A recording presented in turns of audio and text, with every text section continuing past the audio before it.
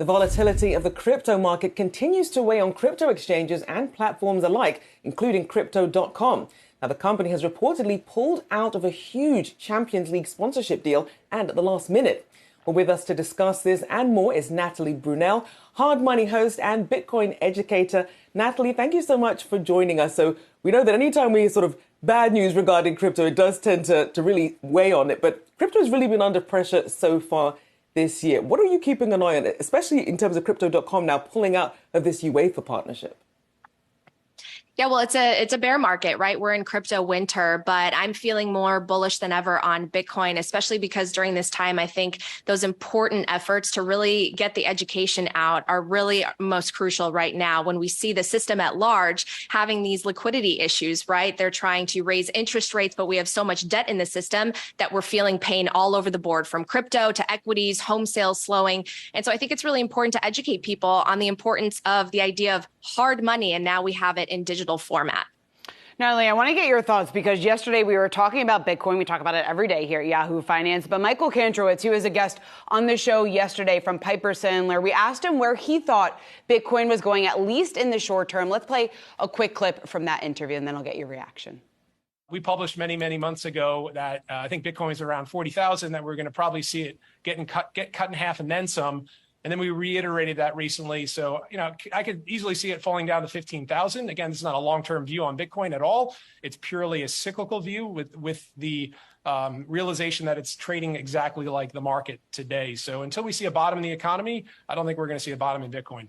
So, Natalie, I know you're bullish on Bitcoin. The question I have for you, what's it going to take in order to build up that investor confidence and really see a catalyst here for the crypto market?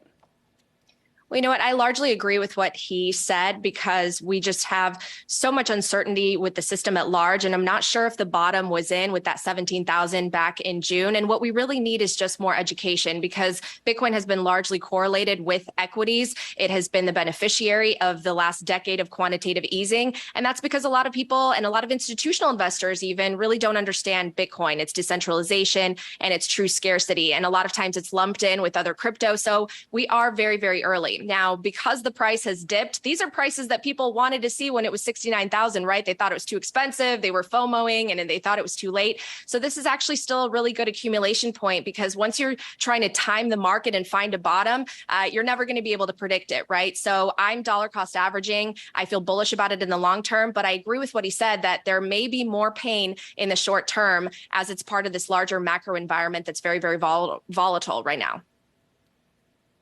So outside of the macroeconomic headwinds, what do you think are the biggest pressures right now on crypto?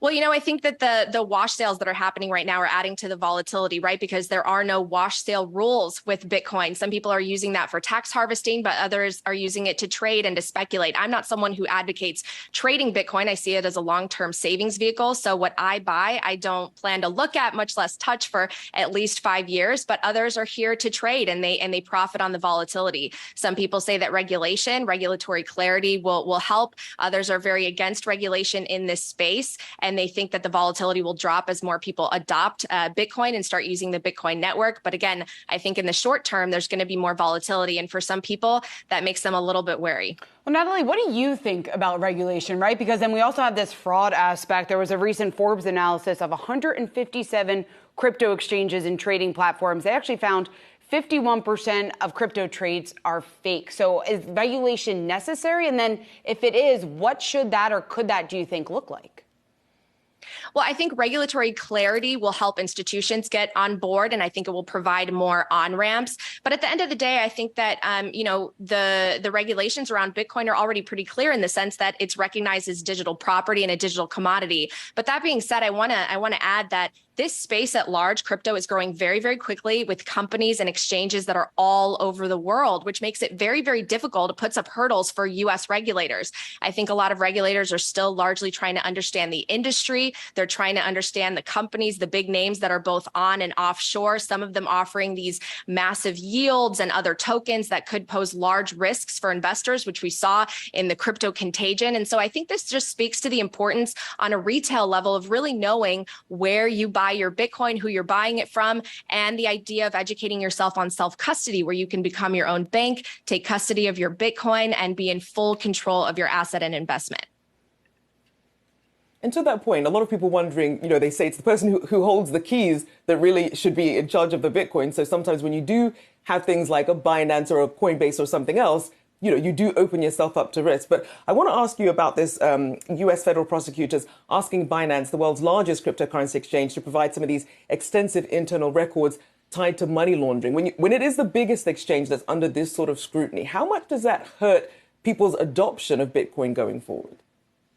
I don't think that it hurts it in the long term. I think that, again, regulators are trying to understand the industry, and they're trying to get records from companies that are all over the world, which poses some challenges. But, it's that saying that we have in Bitcoin where a knife can be used by a surgeon, but also a criminal. Look, money is going to be used for both good and bad, no matter what format it comes in. And I think overall, because we live in a digital world, we're going to soon be adopting digital money, and Bitcoin is hard money.